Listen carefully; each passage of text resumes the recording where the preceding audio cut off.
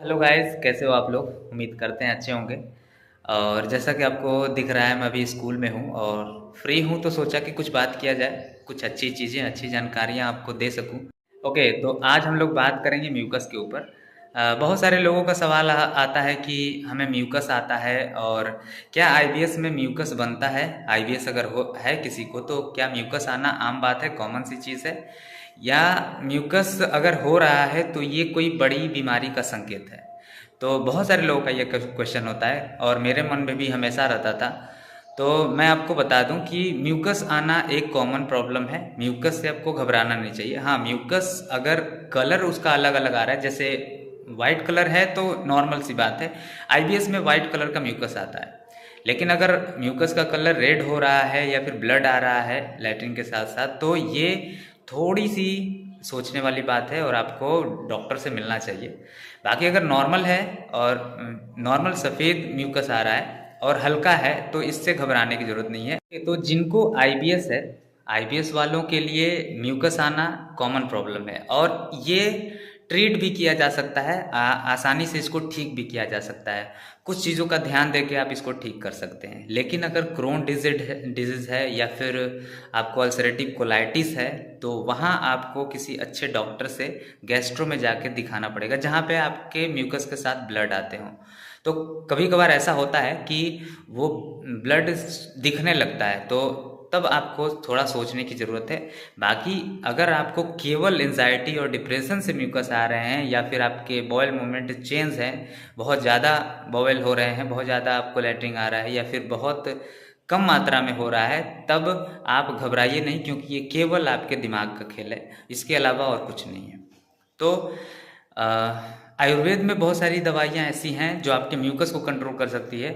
ज़्यादातर लोगों को म्यूकस के कारण ही एंजाइटी होती है। बहुत ज़्यादा म्यूकस आने लगे और बहुत ज़्यादा उनको ऐसा लगे कि वाइट म्यूकस अगर बहुत ज़्यादा निकलने लगे, तो उस टाइम वो बहुत ज़्यादा डिप्रेशन में चला जाता है कि लग रहा है मुझे कोई बहुत बड़ी बीमारी हो रही है, क्योंकि वो यूट्यूब पे सारी चीज़ें देख चुका होता है और इस वजह से उसको और डर होने लगता है और उससे और एंजाइटी होती है, जिससे कि वो बढ़ते जाता है।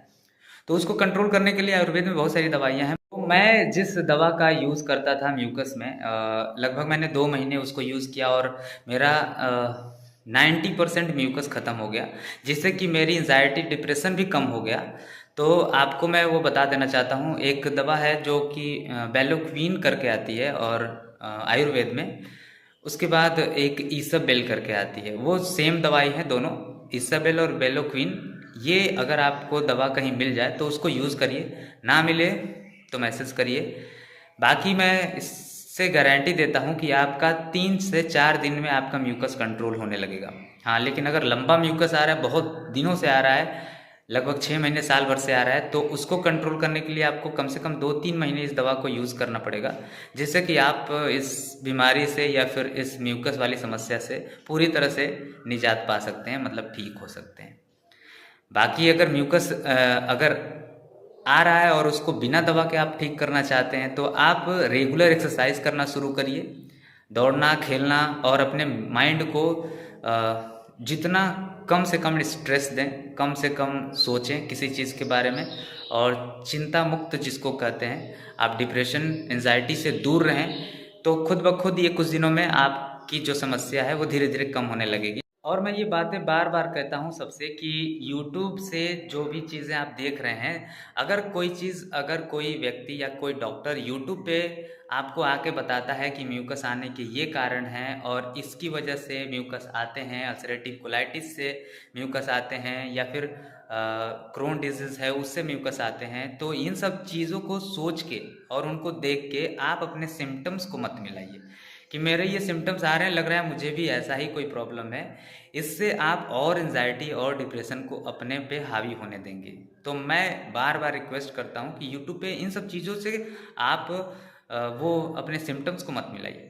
अगर आपको बहुत ज़्यादा दिक्कत है तो आप किसी डॉक्टर से मिलकर बात करिए, वो आपको एग्जामिन करके बताएगा कि आपको असल में क्या प्रॉब्लम है।